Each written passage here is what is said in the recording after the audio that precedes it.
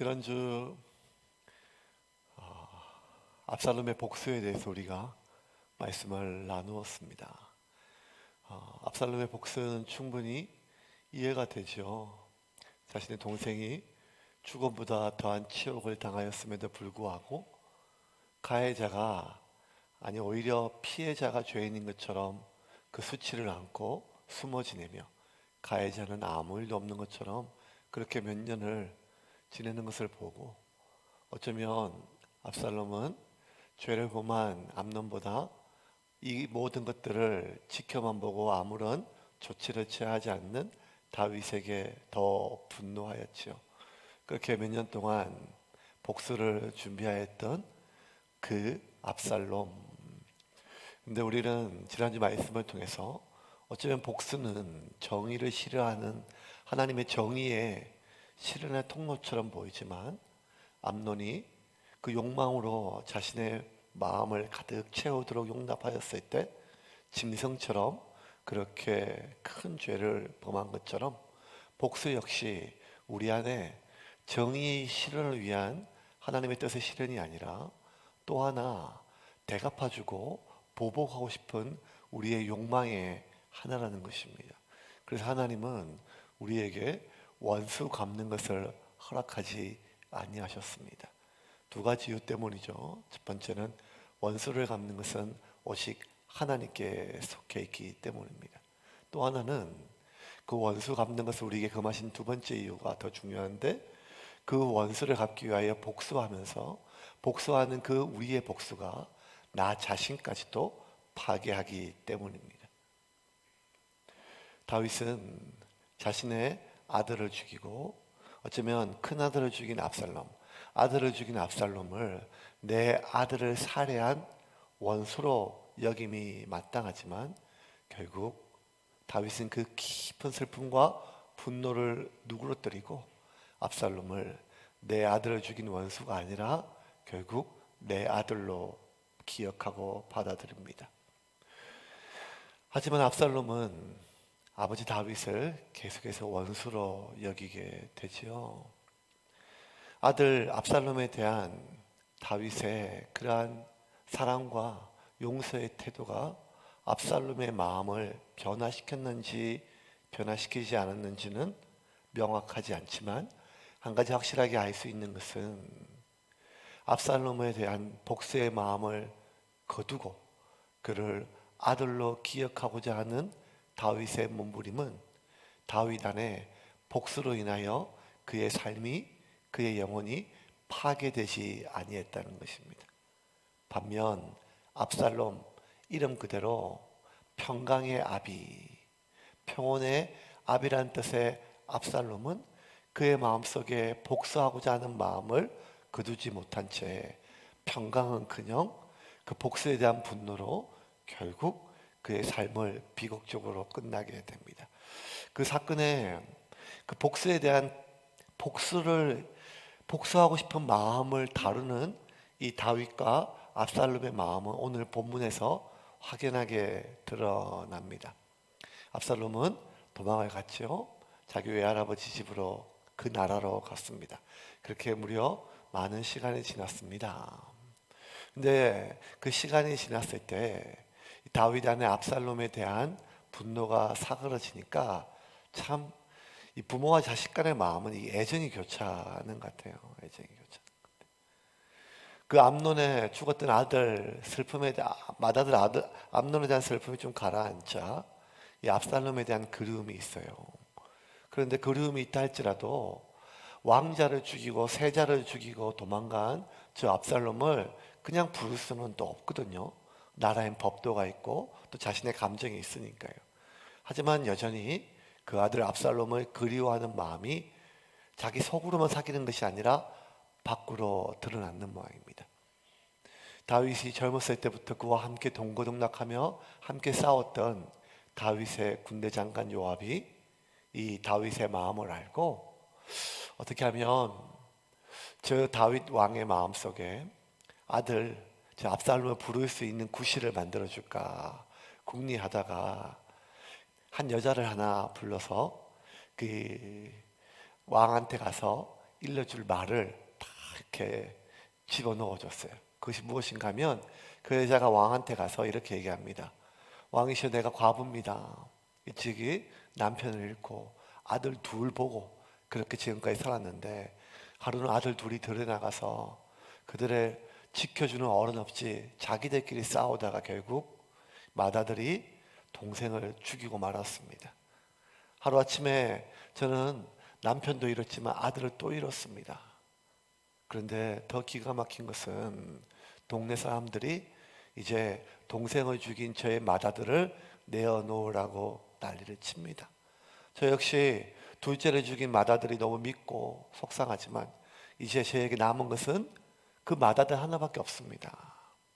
이제 내 남편의 씨는, 내 남편 가문에 그 이름을 남길 수 있는 그 아들은 그 하나밖에 없는데, 그 아들 동생을 죽인 것에 대한 죄를 묻겠다고 동네 사람들이 그 아들을 내어놓고 돌로 치려고 하는데, 저는 그 아들이 죽으면 저는 이제 이 땅에 남은 것이 아무것도 없기 때문에 죽을 수밖에 없습니다. 어떻게 하면 좋겠습니까? 왕이시여, 제발 우리 가문의 씨를 보존해 주십시오 라고 했을 때, 다윗이 그 얘기를 들었을 때 안타깝고, 그래, 자기도 그런 마음이 있지 않습니까? 그러니까 내가 명령을 내려서 네 맏아들을 아무도 죽이지 못하도록, 누구도 손내지 못하도록 그렇게 명령을 내리겠다. 너의 마음 내가 충분히 이해한다. 그러자 이 여인이 이렇게 얘기를 합니다. 왕이시여, 제 아들도 그러할지언데, 그러면 왕의 아들, 맏아들 압논을 죽인 압살롬 저렇게 이방 땅에 가서 객이 되어 있는데 그 아들 불러 올리십시오.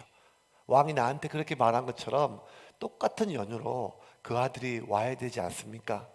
그러니 이 다윗이 그 얘기를 다 듣자마자 벌써 눈치가 빨라가지고 너 요압이 시켰지? 이렇게 물어보니까 여자가 사실대로 얘기해요. 예, 맞습니다. 요압이 시켰습니다. 그런데 다윗은 요압을 벌하지 않고, 그래, 이제 더 이상 미룰 수 없다. 이게 온 백성들의 마음이라면 내가 내 아들을 불러들이자 하고, 이 다윗이 요압을 시켜서 압살롬을 자신의 땅 예루살렘, 이스라엘, 그리고 예루살렘으로 불러들입니다. 그런데 이 압살롬이 이제 몇 년 만에 이제 다시 와요. 여러 가지 큰 기대와 꿈을 가지고 왔겠죠. 여러 가지. 본인의 마음도 복잡하겠지만 또 어쨌든 아버지 아닙니까? 그리고 이제 왕자로 오는 것입니다. 왕자로 오는 것이.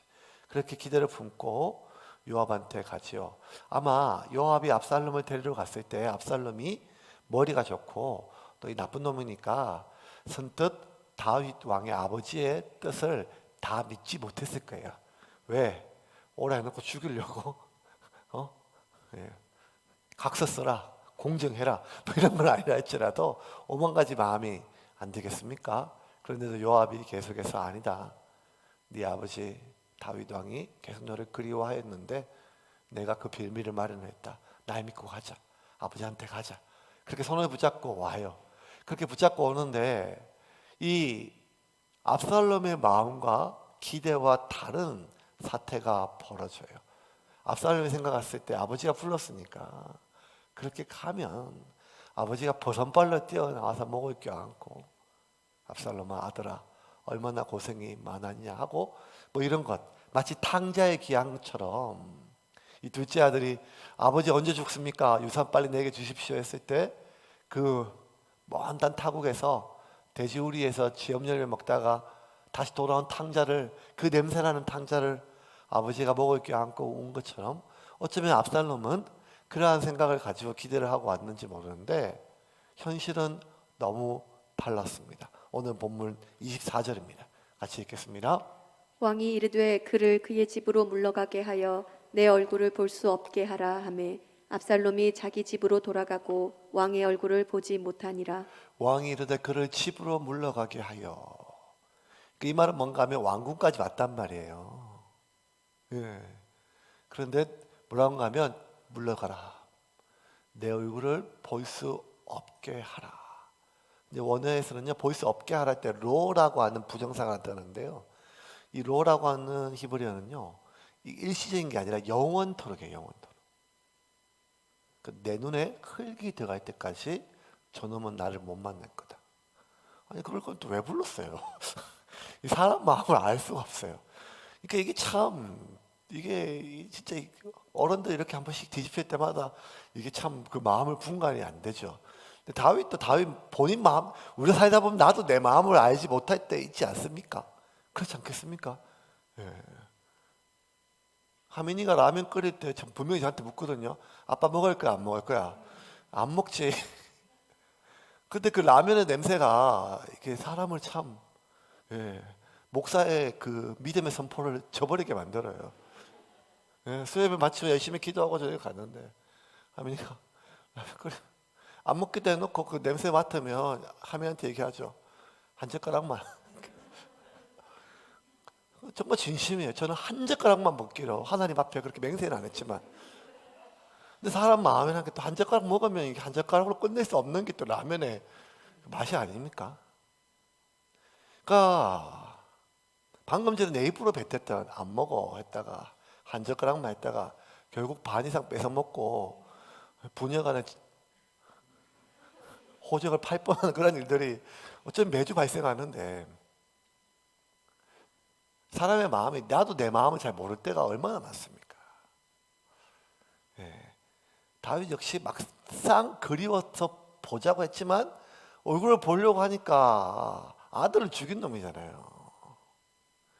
그게 참 쉬운 게 아닌 것 같아요. 화해라고 하는 게 참, 용서라고 하는 게 수백 번 마음 먹었지만 그가 저질렀던 나의 아픔이 크면 클수록 그게 참 무서우면 무서울수록 용서, 화해 이런 거는 섣불리 이루어질 수 있는 게 참 아닌 것 같아요. 그래서 어쩌면 이 다윗이 자기도 몰랐던, 이젠 다 해결됐죠, 다 사과를 들었다고 생각했던 그 암논 맏아들의 죽음에 대한 슬픔, 그리고 그로 인한 압살롬에 대한 분노이 자기 생각보다 더 크게 일어났는지 몰라요.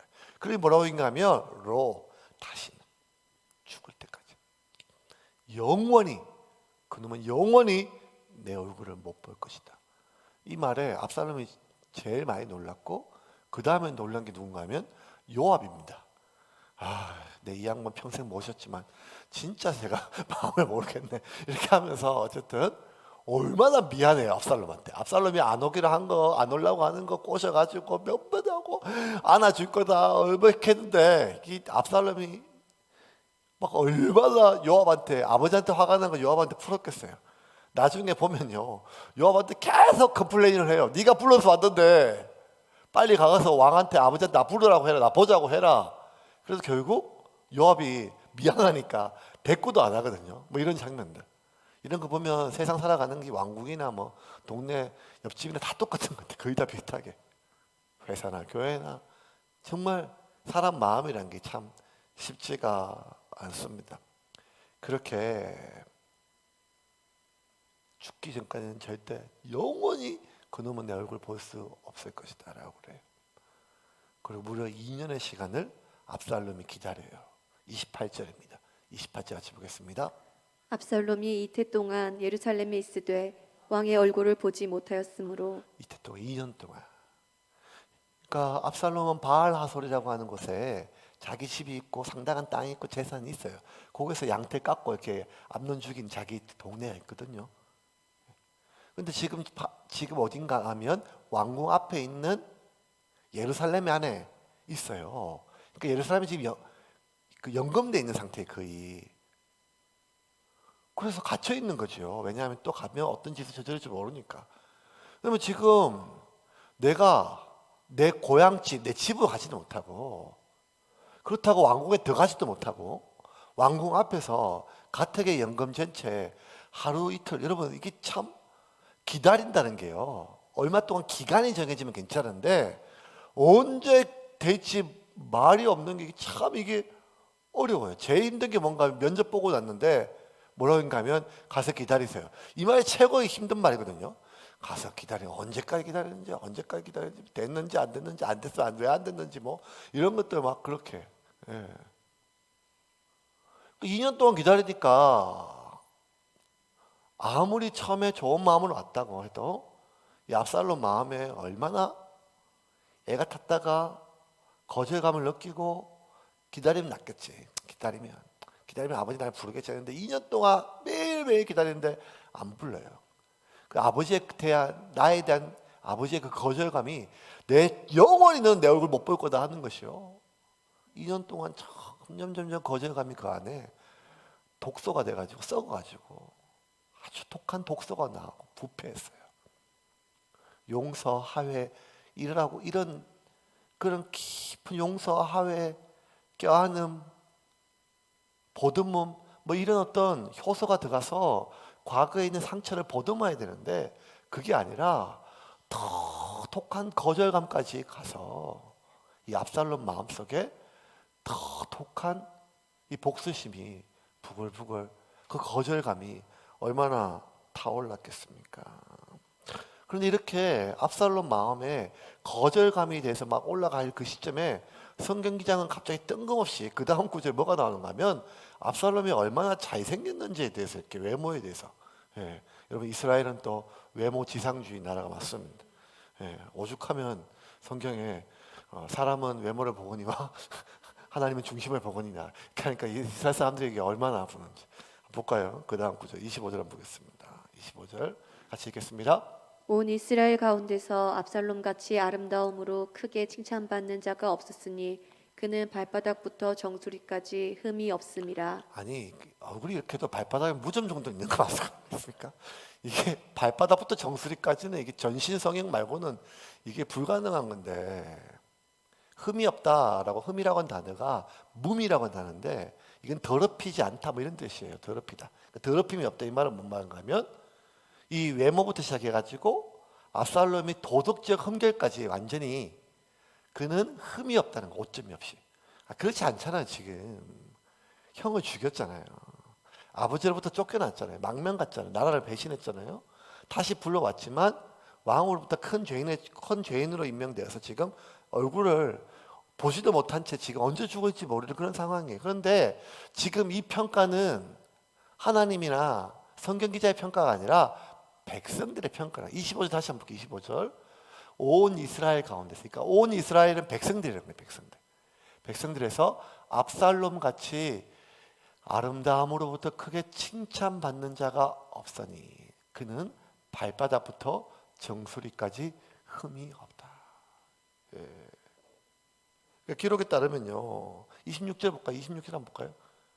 나 26절 그대로 읽을게요. 제가 안 줬는데 그의 머리털이 무거움 그 다음 바로 그의 머리털이 무거움으로 연말마다 깎았으며 그의 머리털을 깎을 때 그것을 달아본즉 그의 머리털이 왕의 저울로 200세겔이었더라.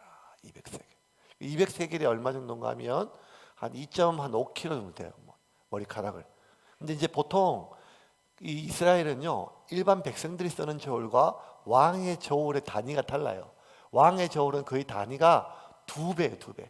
그러면 왕의 저울로 200세겔이면 거의 한 4.5kg 정도예요. 4.5kg. 4.6kg. 여러분 머리카락에 4.6kg라는 게 말이 안 되죠. 머리가 아니면 그만큼 머리가 좋았다는 거예요. 왜냐하면 당시 왕족들은 머리에 기름을 바르고 금가루를 뿌렸어요. 금가루.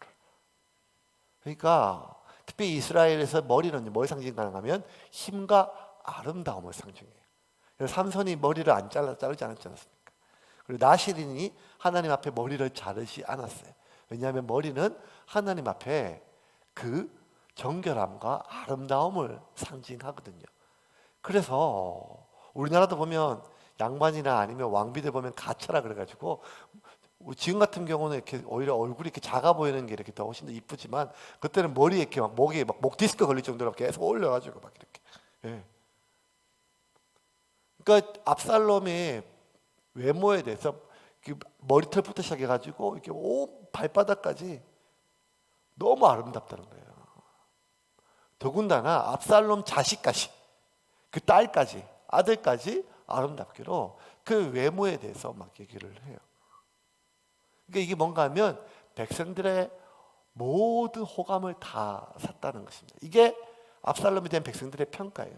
여기서 하나 지금 왜 성경 기자가 다윗이 저놈은 죽을 때까지 내 얼굴을 보지 못하리라 명령하고 바로 압살롬의 외모에 대해서 쭉 백성들의 평가를 적었는가 하면 압살롬에 대한 다윗의 평가는 대조적으로 일반 모든 백성들은 압살롬을 좋아했다는 거예요. 뭐 때문에? 그의 성품 때문이 아니라 외모 때문에. 그의 성품은 복수심이 있고 아주 2년 동안 복수를 준비해서 그 형제들 다 죽이려고 했던 거잖아요. 소문이 났잖아요. 그런데도 불구하고 그 악독한 극악스러운 그의 성품을 다 묻을 만큼 그의 외모가 아름다웠다는 거예요. 한 인터넷 포털 사이트에 이렇게 인생에 대한 어떤 격언들이 쭉 적혀 있었거든요. 아버지가 아들한테 읽어주는 아주는 막 정직해라, 뭐 용서하며 살아라 했는데 그 중에 제가 11번을 읽었는데 11번에 뭐라 적혔는가 하면 제가 너무 웃었어요. 인생에 발생하는 대부분의 문제는 못생겨서 발생하는 문제다. 이게 무슨 이렇게 웃기려고 하는 게 아니라 아버지가 아들한테 정해주는 인생의 어떤 1번부터 쭉 해서 뭐 진실되라, 뭐 사랑해라, 뭐 이런 것들이 있습니다. 근데 뜬금없이 그런데 사람들이 제일 많이 공감한 게 그거예요. 뭐 진실되라, 진실돼서 될 게 하나도 없다는데 11번은 맞는 말이다. 인생에 발생하는 문제의 대부분은 못생겨서 발생하는. 이런 게 사람들이 웃지만 슬픈 사실은 뭔가 하면 부정할 수 없을 만큼 부정할 수 없을 만큼. 왜냐하면 사람은 그의 외모를 보기 때문이라는 거예요. 그래서 철저하게 압살롬은 사람들 보기에 좋았어요. 이게 다윗과 압살롬을 대조하는 거예요. 다윗은 평생 하나님 마음에 합하기 위하여 살았고 하나님의 마음을 얻기 위하여 살았고 압살롬은 평생 사람들의 마음을 얻기 위해 살았다는 거예요. 성공했어요. 압살롬. 결국 아버지 다윗에게 갈 마음을 자기가 다 백성들의 마음을 빼앗았어요. 압살롬은 나라, 왕국, 땅을 빼앗기 전에 먼저 백성들의 마음을 먼저 빼앗았습니다.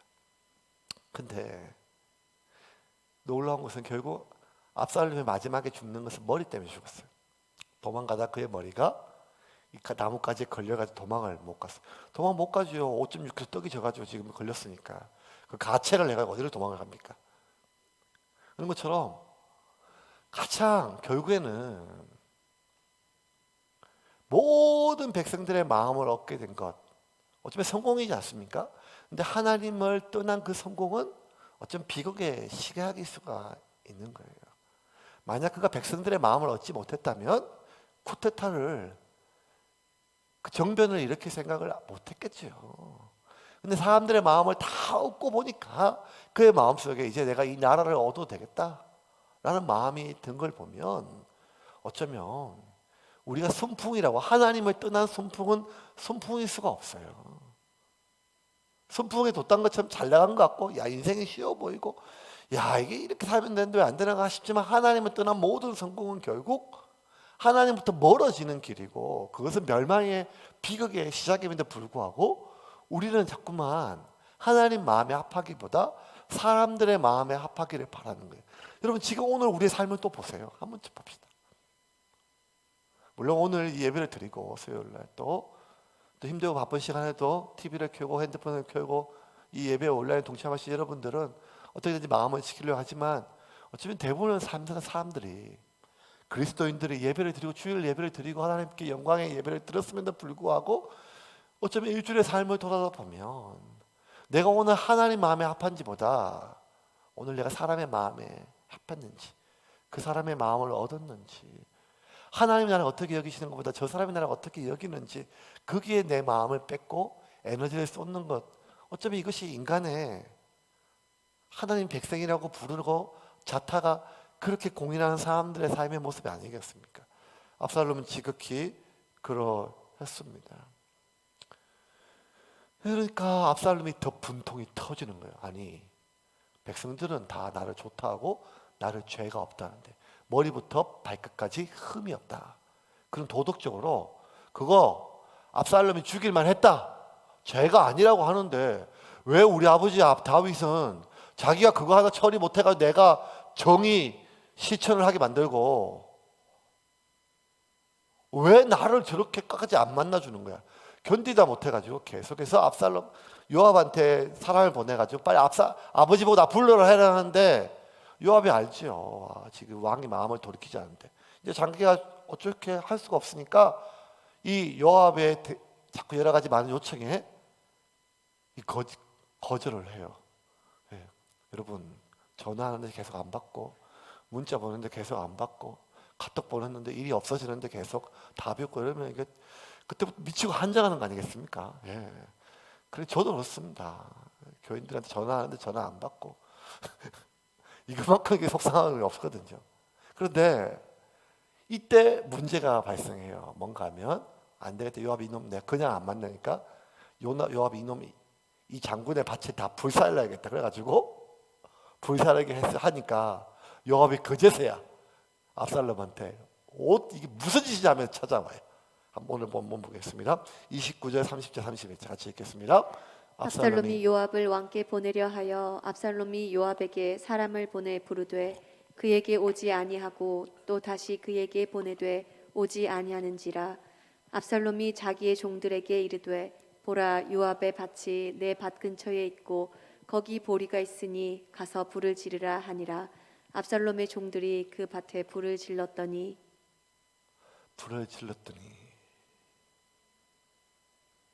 그래서 그제서 와서 막 얘기를 해요. 그랬더니만 압살롬이 요압한테 자신의 속마음을 얘기합니다. 이럴 거면 나를 왜 불렀느냐? 차라리 그렇게 나게 사주지.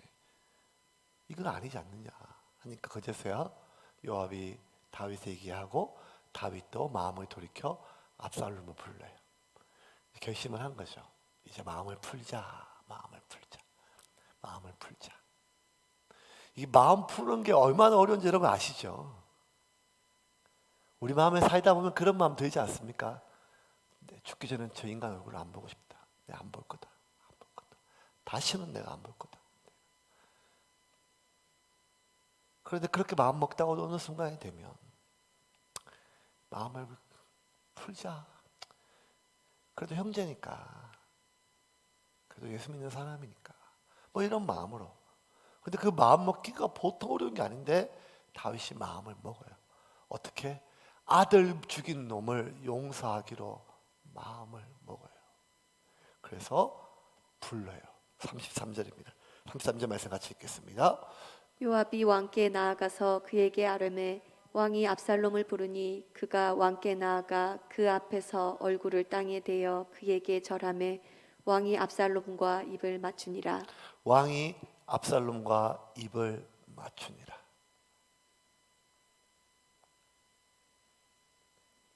손양원 목사님이 자기 아들 죽인 그 청년, 축창으로 찔러 죽인 전 청년, 자기 아들 찔러 죽인 그 청년을 자기 양아들로 받았잖아요. 그리고 용서했을 뿐만 아니라 양아들로 달아서 키웠잖아요.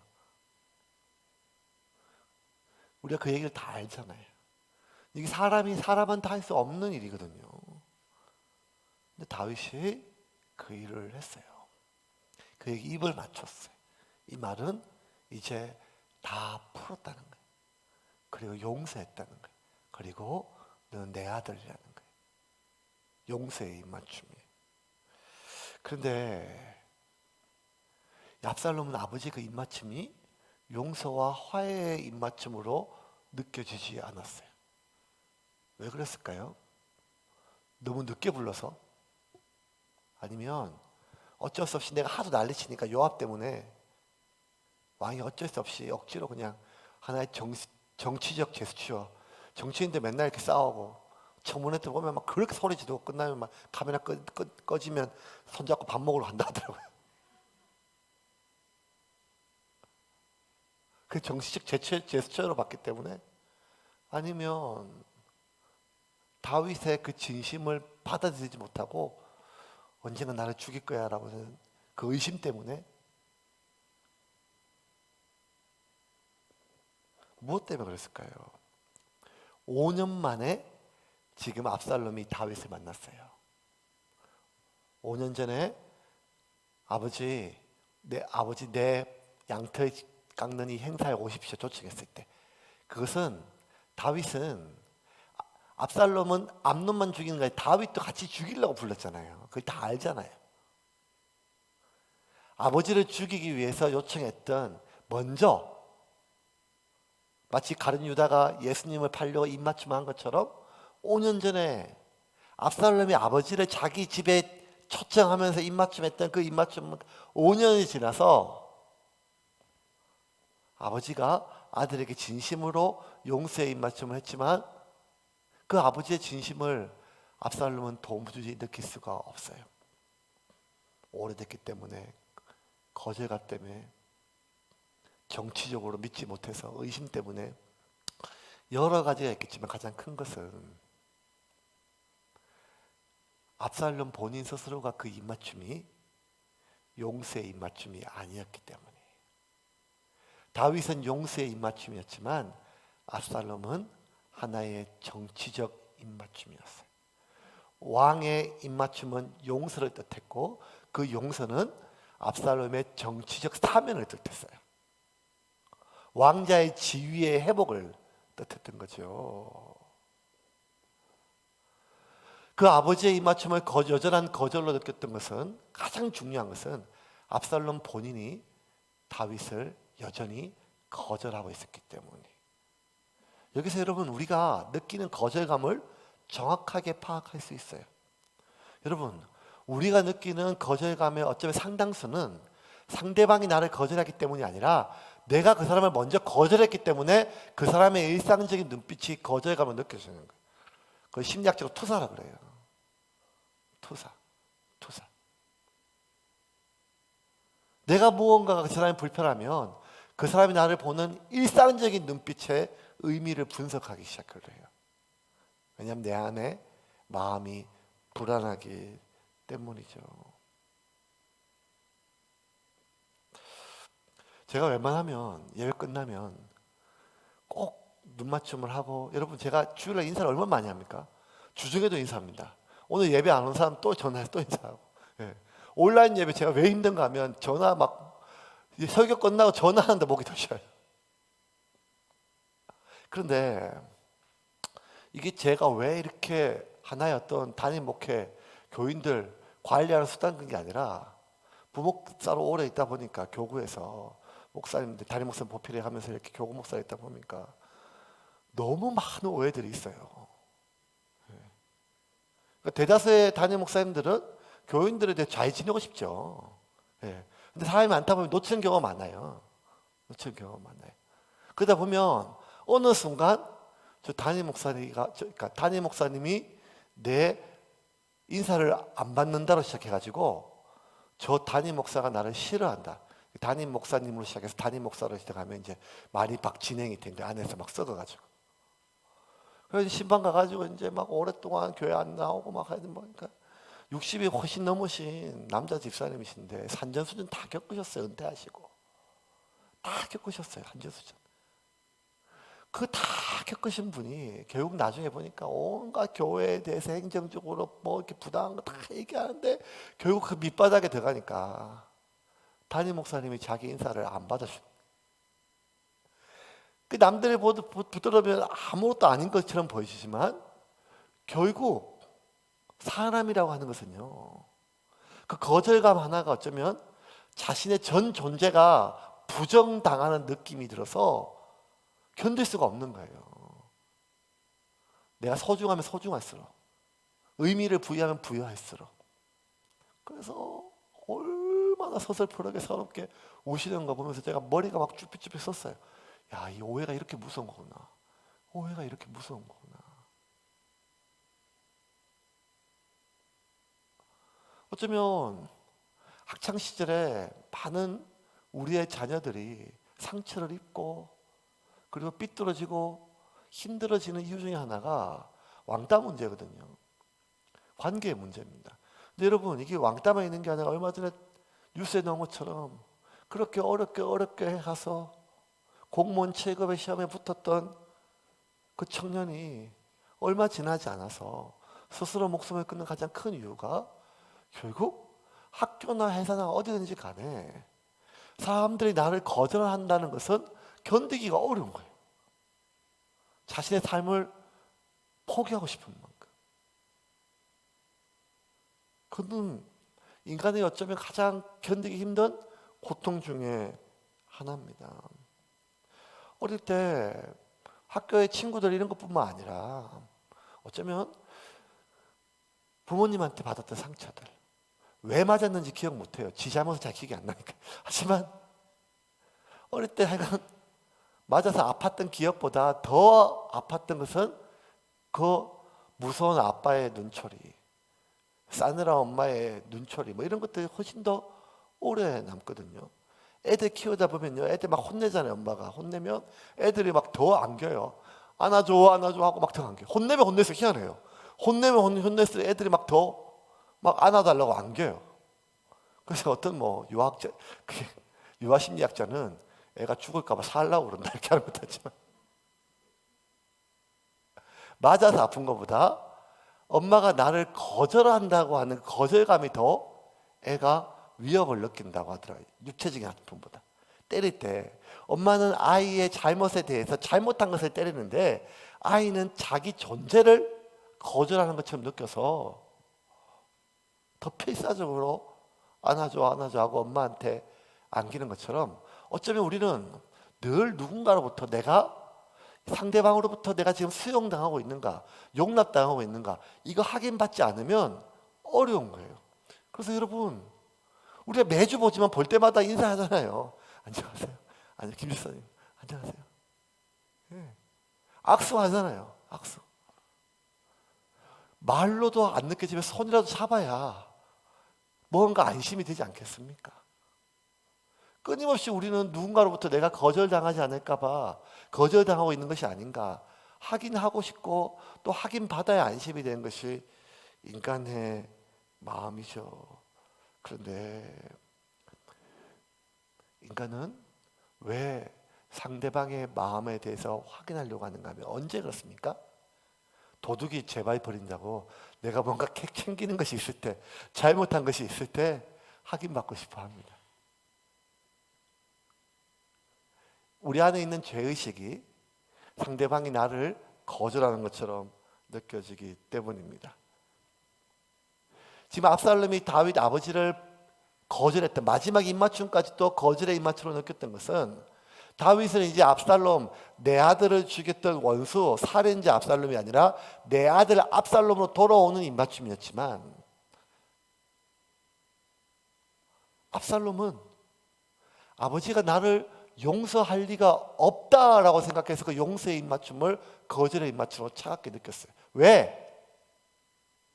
내 여동생 다말이 더럽혀졌을 때 아버지의 그 비겁한 침묵이 아직도 압살롬은 용서가 안 됐기 때문이에요. 그리고 또 하나, 아버지가 내가 내 여동생이 더럽혀진 그것에 침묵하는 아버지를 용서하지 못했는데, 아버지가 자기 아들을 죽인 나를 용서했을 리가 없다는 거예요. 왜냐하면 자기가 용서하는 경험이 없으니까 상대방이 나를 용서했다고 믿어지지가 않는 거예요. 그 죄의식, 압살롬 안에 있는 죄의식이요, 다윗의 용서와 화해의 입맞춤을 전혀 용서와 화해로 소화시키지를 못하게 만들더라고요. 그것이 죄의식이 가지고 있는 가장 무서운 점이에요. 죄의식이 가지고 있는 거. 그런 죄의식이 든다면 더 아버지한테 빌어야죠. 그 죄의식이 든다면 더 용서를 구하는 게 맞잖아요.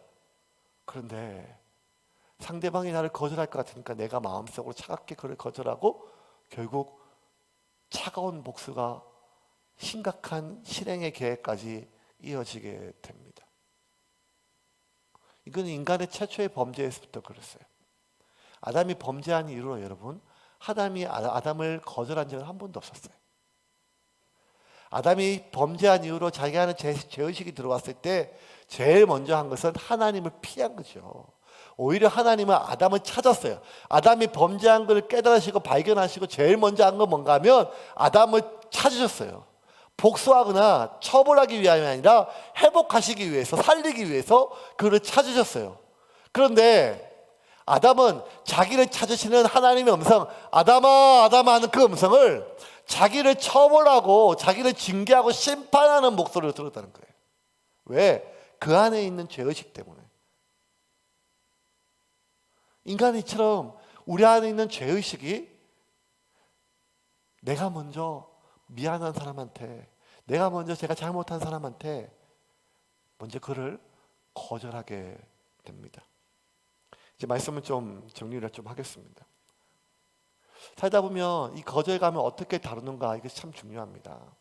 우리의 삶 가운데 묶여있는 많은 문제들, 우리의 삶에 깨어지고 아파있는 이 많은 문제들, 이 거절감의 문제는 그냥 이 압살롬이 자기 형을 죽이고 어쩌면 태어나서 한 번도 살면서 한 번도 겪지 못할 엄청난 일도 있지만 소소하게 수많은 갈등들, 부부 사이에, 부모와 자녀 사이에, 형제 사이에, 직장에서 동료와, 어쩌면 교회와 목사와 성도 사이에 수많은 관계 속에서 우리 마음속에 일어날 수 있는 이러한 문제들이에요. 이 문제들은 어쩌면 아담의 흔적들을 가지고 아담의 후손들로 태어난 우리에게는 어쩌면 언제까지든지 우리는 이 불안감 속에, 거절감 속에서 자유롭지 못한 채 살아갈 수밖에 없을 것입니다. 이것을 온전히 해결할 수 있는 것은 하나입니다. 용서를 경험하는 것입니다. 내가 용서를 경험한 자만이 누군가를 용서할 수 있습니다. 내가 누군가를 품어본 자만이, 아니 내가 용납되고 수용되는 것을 경험한 자만이 누군가를 용납하고 수용할 수 있습니다. 어쩌면 우리에게 가장 많은 거절감을 느끼시는 분은 하나님 아닐까요? 하나님 늘 성령께서 우리 가운데 말씀하십니다. 이건 아니야. 성령께서 늘 우리에게 말씀하십니다. 하나님은 자기를 찾는 자에게 상 주시기를 원하는 자. 하나님은 지금도 영과 신령으로 하나님을 찾는 자, 예배하는 자를 찾고 계십니다. 마음을 다하여, 뜻을 다하여, 목숨을 다하여 하나님을 사랑하고 하나님께 예배하고 하나님께 나아가는 자를 하나님은 지금도 찾고 계십니다. 그런데도 불구하고 우리는 날마다 하나님의 말씀을, 하나님의 부르심을, 하나님의 임재를 거절하고 있음에도 불구하고 하나님께 거절감을 느낍니다. 왜냐하면 아무리 기도해도 응답이 없다고. 하나님께 거절감을 느낍니다. 아니 나는 피해자인데 가해자가 더 떵떵거리고 산다고. 하나님께 거절감을 느낍니다. 기도를 하는데도 마음이 편하지 않고, 찬양을 드리고 예배를 하는데 옛날 같지 않고, 무릎을 꿇고 눈을 감고 아무리 하나님의 이름을 불러도 내 마음속에 무언가 돌덩이처럼 닫혀있는 막막감이 생길 때 우리 안에 거절감이 느껴집니다. 하나님이 나를 좋아하지 않는구나. 하나님이 나를 밀쳐내시는구나. 아닙니다. 하나님, 우리가 아직 죄인 되었을 때 우리를 위하여 가장 소중한 아들을 죽이시기까지 우리에 대한 하나님의 사랑을 확정하셨습니다. 하나님은 내가 너를 사랑하고 끝까지 사랑하고 마지막까지 기다린다고 더 이상 보여줄 수 없을 만큼 모든 것을 보여주셨습니다. 그럼에도 불구하고 하나님이 우리에게 할 수 있는 건 모든 것을 하셨습니다. 그러므로 우리는